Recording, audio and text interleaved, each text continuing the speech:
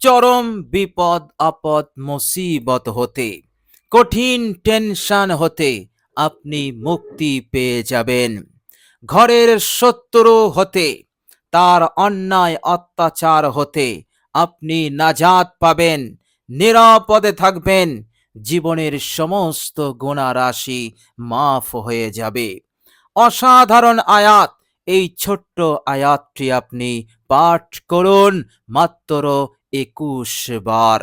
ইনশাআল্লাহ আল্লাহ সুবহানাহু তাআলা এই ছোট্ট আয়াতে কারিমার বরকতে আসমানি গজব, জমিনি গজব, এইভাবে করে আপনি যে কঠিন বিপদ মুসিবতের মধ্যে জড়িয়ে পড়েছেন, এমন সমস্যার মধ্যে আপনি জড়িয়ে পড়েছেন, কিছুতেই সেই সমস্যা হতে আপনি বেরোতে পারছেন না। আপনি বেরোতে চাইছেন, কিন্তু আপনি বেরোতে পারছেন না, মুক্তি পাচ্ছেন না, নাজাত পাচ্ছেন না। ফলে আপনি চরম টেনশন এবং কঠিন পেরেশানির মধ্যে পড়ে গেছেন। প্রিয় দর্শক, এদিক ওদিক না ছুটে আপনি এক জায়গায় বসে আল কোরআনুল করিমের এই অসাধারণ পাওয়ারফুল ছোট্ট আয়াতটি আপনি তেলাওয়াত করুন মাত্র ২১ বার। ২১ বার পাঠ করতে আপনার এমন কোনো সময় লাগবে না। ইনশাআল্লাহ আল্লাহ পাকের উপরে আস্থা রেখে পড়ুন। আল্লাহ রাব্বুল আলামিন জায়গা থেকে ওঠার আগেই আপনাকে স্বস্তি দেবেন, আপনাকে নাজাত দেবেন, আপনাকে মুক্তি দিয়ে দেবেন। বলুন সুবহানাল্লাহ। প্রিয় দর্শক, মহান রাব্বুল আলামিন সূরাতুন নামল আয়াত নাম্বার ৬২ আল্লাহ পাক তিনি বলছেন, বিসমিল্লাহির রহমানির রহিম, আম্মান ইউজিবুল মুস্তাররা ইযা দাআহু ওয়া ইয়াকশিফুস সুআ। আল্লাহ পাক বলছেন, আম্মান ইউজিবুল মুস্তাররা, বিপন্ন ব্যক্তির ডাক কে শোনে? অসহায় ব্যক্তির ফরিয়াদ, তার আর্তনাদ, তার চিৎকার, তার দোয়া আল্লাহ ছাড়া কে শোনেন? ওয়ায়াকশিফুস সুআ, এবং তার ওই বিপদ, তার ওই মুসিবত, তার টেনশন পেরেশানি হতে কে নাজাত দেয়? আল্লাহ রাব্বুল আলামিন বুঝিয়ে দিলেন, আল্লাহ রাব্বুল আলামিন নাজাত দেন। বিপন্ন ব্যক্তির ডাক এই পৃথিবীর কোন রাজা, বাদশা, উচ্চবিত্তরা শোনে না। তাদের ডাক যিনি শোনেন তিনি হচ্ছেন আসমান জমিন কুল কায়নাতের রব, প্রতিপালক, মালিক আল্লাহ রাব্বুল আলামিন। আল্লাহ পাক বলছেন, আমি শুধু শুনি না, ওয়ায়াকশিফুস সুআ, সেই বিপদ, সেই মুসিবত হতে আমি তাদেরকে পরিপূর্ণরূপে নাজাত দান করে দেই। বলুন সুবহানাল্লাহ। এটা আমার রাব্বুল আলামিনের ওয়াদা, আর আল্লাহ পাক ওয়াদা কখনোই খেলাফ করেন না। প্রিয় দর্শক, শুনলে আপনি অবাক হয়ে যাবেন।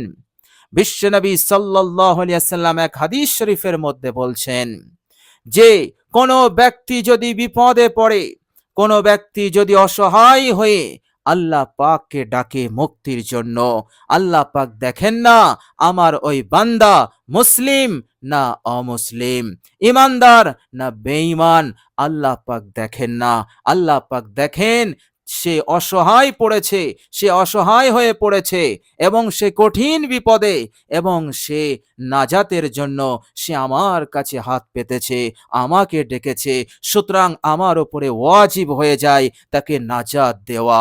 বলুন সুবহানাল্লাহ। প্রিয় দর্শক, একজন বেঈমান, একজন অমুসলিমের ব্যাপারে যদি এই রকম হয়, তাহলে আল্লাহ রাব্বুল আলামিন ঈমানদার বান্দা বান্দীদের প্রতি তিনি কতটা মেহেরবান হবেন, তিনি কতটা রহমশীল হবেন। আল্লাহ রাব্বুল আলামিন তিনি তো বলেছেন আল কোরআনুল কারীমের মধ্যে, সূরা আল ইমরান আয়াত নাম্বার ১৫২, বিসমিল্লাহির রহমানির রহিম, ওয়াল্লাহু যু ফাজলিন আলাল মুমিনিন। আল্লাহ পাক বলছেন যে আমি বড়ই ফজলওয়ালা, অনেক বড় মেহেরবান আলাল মুমিনিন, ইমানদার আমার ইমানদার বান্দা ও বান্দীদের ওপর। বলুন সুবহানাল্লাহ। তিনি আলান নাস বললেন না, তিনি বললেন আলাল মুমিনিন, যারা বিশ্বাসী তাদের ওপর আমার এক খাস ভালোবাসা আছে, বিশেষ রহমত আছে তাদের ওপর, যা অন্যদের ওপর নেই। বলুন সুবহানাল্লাহ। সুতরাং আপনি তো ইমানদার বান্দা, আপনি তো আল্লাহ পাককে বিশ্বাস করেছেন, ইনশাআল্লাহ আল্লাহ সুবহানাহু ওয়া তাআলা অবশ্যই আপনাকে এই চরম বিপদ মুসিবত হতে আপনাকে নিরাপত্তা দান করবেন, আপনাকে নাজাত দিয়ে দেবেন ইনশাআল্লাহ। এর মধ্যে কোনো সন্দেহ নেই। প্রিয় দর্শক, আপনি যদি পেরেশান হয়ে থাকেন ঘরের শত্রুর জন্য, ঘরের শত্রু আপনাকে জ্বালাচ্ছে, আপনাকে আপনার ওপরে অন্যায় অত্যাচার করেই চলেছে, আপনাকে শান্তিতে থাকতে দিচ্ছে না, আপনাকে কষ্টের মধ্যে রাখছে, এইভাবে করে নানান দিক হতে আপনাকে জ্বালাচ্ছে, আপনার সঙ্গে শত্রুতা করছে, আপনি বেচैन এবং অশান্তির মধ্যে আছেন, চরম অশান্তির মধ্যে আছেন, ইনশাআল্লাহ এদিক ওদিক কোথাও না গিয়ে আপনি এক জায়গায় বসে এই অসাধারণ ছোট্ট আয়াতটি আপনি তেলাওয়াত করুন মাত্র 21 বার। ইনশাআল্লাহ জালিমের জুলুম বন্ধ হয়ে যাবে, অন্যায়কারী অত্যাচারকারীর অত্যাচার বন্ধ হয়ে যাবে, তারা আর কিছুই করতে পারবে না। আল্লাহ সুবহানাহু ওয়া তাআলা এমন ভাবে তাদেরকে জব্দ করে দেবেন এবং আল্লাহ সুবহানাহু ওয়া তাআলা আপনাকে প্রবল করবেন, তাদেরকে দুর্বল করে দেবেন। এইভাবে করে ঘরের শত্রু হতে আপনাকে মুক্তি দেবেন, আপনাকে নাজাত দিয়ে দেবেন, টেনশন পেরেশানি হতে, কঠিন অশান্তি হতে, দুঃখ জ্বালা যন্ত্রণা হতে আল্লাহ পাক আপনাকে নিরাপদে রাখবেন ইনশাআল্লাহ। এর মধ্যে কোনো সন্দেহ নেই। আপনি শুধু সেই আরশের মালিক মহান রব্বুল আলামিনের উপরে আস্থা রেখে, ভরসা রেখে আপনি শুধু আয়াতটি তেলাওয়াত করুন, শুধুমাত্র তেলাওয়াত করুন, ইনশাআল্লাহ আল্লাহ রাব্বুল আলামিনের মদদ এসে যাবে, তিনার সাহায্য আসবেই আসবে, এর মধ্যে কোনো সন্দেহ নেই। কেননা আল্লাহ সুবহানাহু ওয়া তাআলা সাহায্যের কথা বলতে গিয়ে তিনি বলেছেন সূরা মুমিন আয়াত নাম্বার 51, বিসমিল্লাহির রহমানির রহিম, ইন্না লানানসুরু রুসুলানা ওয়াল্লাযীনা আমানু ফিল হায়াতিদ দুনিয়া। নিশ্চয় আমি রাসূলদেরকে সাহায্য করেছিলাম, পয়গম্বর নবীদেরকে সাহায্য করেছিলাম। নবী পয়গম্বর কারা? নবী পয়গম্বর তারাই যারা ইবাদতের বলে, অর্থাৎ ইবাদত করে, ত্যাগ তিতিক্ষা দিয়ে নবী হয়নি। ত্যাগ তিতিক্ষা ইবাদত করে নবী পয়গম্বর হওয়া যায় না। নবী পয়গম্বর তারাই হয় যাদেরকে আল্লাহ সুবহানাহু ওয়া তাআলা এই মানব সমাজের মধ্য হতে মনোনীত করেন। বলুন সুবহানাল্লাহ। আল্লাহ পাক তাদেরকেই নবী বানান, রসুল বানান, তাদেরকে নিষ্পাপ মাসুম বানান। বলুন সুবহানাল্লাহ। সুতরাং মানব সমাজের মধ্যে সর্বশ্রেষ্ঠ শ্রেণী যারা, তারা হচ্ছে রসুল, তারা হচ্ছে নবী, কেননা এরা হচ্ছে আল্লাহ পাকের মনোনীত বান্দা। এবং আল্লাহ সুবহানাহু ওয়া তাআলা এই সমস্ত মনোনীত বান্দাদেরকে আল্লাহ পাক এই দুনিয়ার মানবের কল্যাণের জন্য আল্লাহ পাক মনোনীত করেন এবং তাদেরকে দায়িত্ব দেন, এবং প্রত্যেক নবী রসুল তারা এই দায়িত্ব অক্ষরে অক্ষরে পালন করেছেন। বলুন সুবহানাল্লাহ। তাদের দ্বারাই বিন্দু পরিমাণ গুনাহ অপরাধ সংগঠিত হয় না। এদেরকেই বলা হয় নবী, এদেরকেই বলা হয় পয়গম্বর। এই সমস্ত নবী পয়গম্বর গণেরা দুনিয়ার বুকে এসেছিলেন এবং বিভিন্ন সময়ে তেনারা বিভিন্ন বিপদে এবং শত্রুর কবলে তেনারাও পড়েছিলেন, অনেক কঠিন সমস্যা, কঠিন সময়ের শিকার হয়েছিলেন। আল্লাহ পাক সেই কথাই বলছেন। আল্লাহ পাক বলছেন, এই সময় আমি আমার নবীদেরকে আমি একা ছেড়ে দেইনি, আমি তাদেরকে সাহায্য করেছিলাম, আমি তাদেরকে মদদ করেছিলাম, তাদেরকে বিপদ হতে মুক্তি দিয়েছিলাম, শত্রুদের কবল হতে, অন্যায় অত্যাচার হতে আমি তাদেরকে নাজাত দিয়েছিলাম, শত্রুদের ওপর আমার নবী রসুলদেরকে আমি প্রবল করে দিয়েছিলাম। এইভাবে করে আমি আমার নবী রসুলদেরকে সাহায্য করেছিলাম। আল্লাহ পাক এবার বলছেন, হে আমার ইমানদার বান্দা ও বান্দিরা, তোমরা শুনে রাখো, আমি তোমাদেরকে সাহায্য করব, ওই রকম সাহায্য যেই রকম সাহায্য আমি নবী রসুলদেরকে করেছিলাম। অলৌকিক সাহায্য, গাইবী সাহায্য, গাইবী মদত, হে ইমানদার বান্দা ও বান্দিরা, আমি তোমাদেরকে করব। এর উপরে আস্থা রাখো, ভরসা রাখো, আমাকে বিশ্বাস করো, আমার উপরে আস্থা রাখো, ভরসা রাখো। ইনশাআল্লাহ আল্লাহ পাক মদত পাঠাবেন, আল্লাহ পাক ফেরেশতা পাঠিয়ে সাহায্য করবেন, এর মধ্যে কোনো সন্দেহ নেই। সুতরাং আল্লাহ সুবহানাহু ওয়া তাআলার সন্তুষ্টির উদ্দেশ্যে তেনার উপরে আস্থা ভরসা রেখে আপনি এই ছোট্ট আয়াতটি তেলাওয়াত করুন। ইনশাআল্লাহ আল্লাহ পাক আপনাকে নিরাপদে রেখে দেবেন, জালিমের জুলুম, অন্যায় অত্যাচার হতে আপনাকে হেফাজত করবেন ইনশাআল্লাহ, এর মধ্যে কোনো সন্দেহ নেই। প্রিয় দর্শক, মনে রাখবেন, এই দুনিয়ার বুকে আমরা গুনাহ ছাড়া কেউ নেই। কম ও বেশি আমরা সকলেই গুনাহ করে ফেলি, নফসের ধোকায় পড়ে, শয়তানের ওয়াসওয়াসায় পড়ে, ধোকায় পড়ে আমরা আল্লাহ পাকের নাফরমানি করে ফেলি।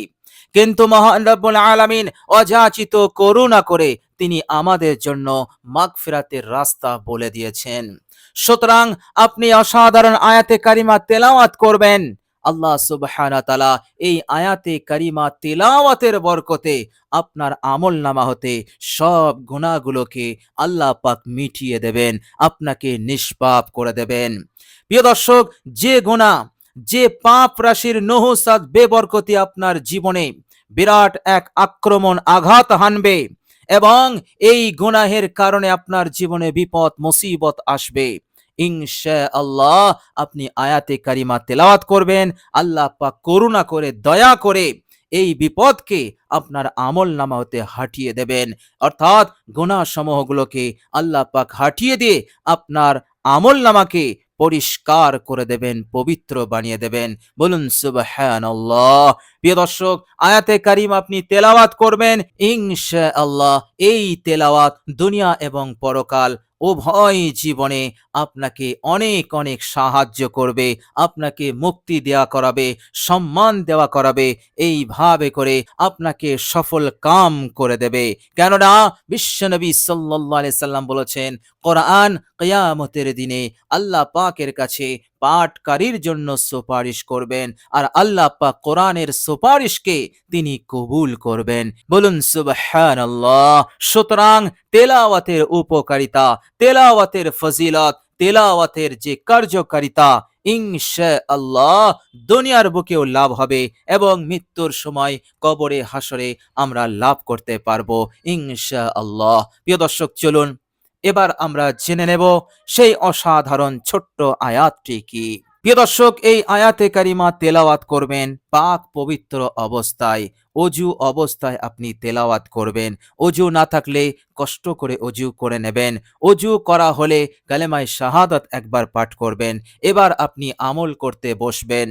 বসার পর সর্বপ্রথম আপনি 3 বার ইস্তেগফার পড়ে নেবেন। আস্তাগফিরুল্লাহাল্লাযী লা ইলাহা ইল্লা হুয়াল হাইয়ুল কাইয়্যুম ওয়া আতুবু ইলাই। এই ইস্তেগফার আপনি 3 বার পড়বেন। এরপর বিশ্বনবী সাল্লাল্লাহু আলাইহি ওয়াসাল্লামের উপরে মুহাব্বতে আপনি 3 বার দরুদ শরীফ পাঠ করবেন। দরুদ ইব্রাহিম আপনি আস্তে আস্তে ধীরে ধীরে 3 বার পাঠ করবেন। প্রিয় দর্শক, এরপর আপনি এই আয়াতে কারিমা তেলাওয়াত করবেন। আয়াতে কারিমাটি হচ্ছে সূরা সাবা, আল কোরআনুল কারীমের একটি সূরা।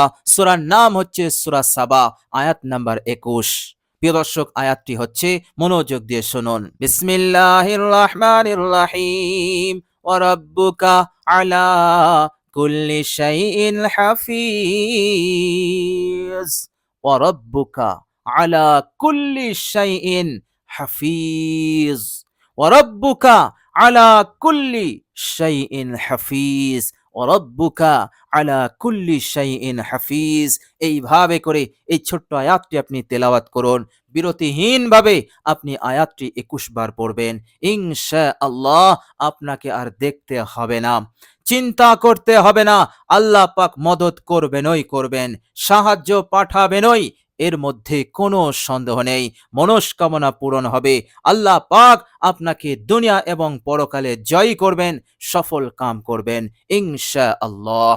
প্রিয় দর্শক, মহান রব্বুল আলামিনের কাছে দোয়া করি আল্লাহ সুবহানাহু ওয়া তাআলা যেন এই আমলটি আমাদেরকে সঠিকভাবে আন্তরিকতার সহিত, বিশ্বাসের সহিত করার তৌফিক দান করেন। সকলে বলি আমিন সুম্মা আমিন। প্রিয় দর্শক, কমেন্ট বক্সে একবার আমিন লিখে দেবেন। আজ এ পর্যন্তই। সকলে ভালো থাকবেন, সুস্থ থাকবেন। ভিডিওটি ভালো লাগলে একটি লাইক এবং শেয়ার করে দেবেন। প্রিয় দর্শক, শেষে আমার আন্তরিক সালাম নেবেন।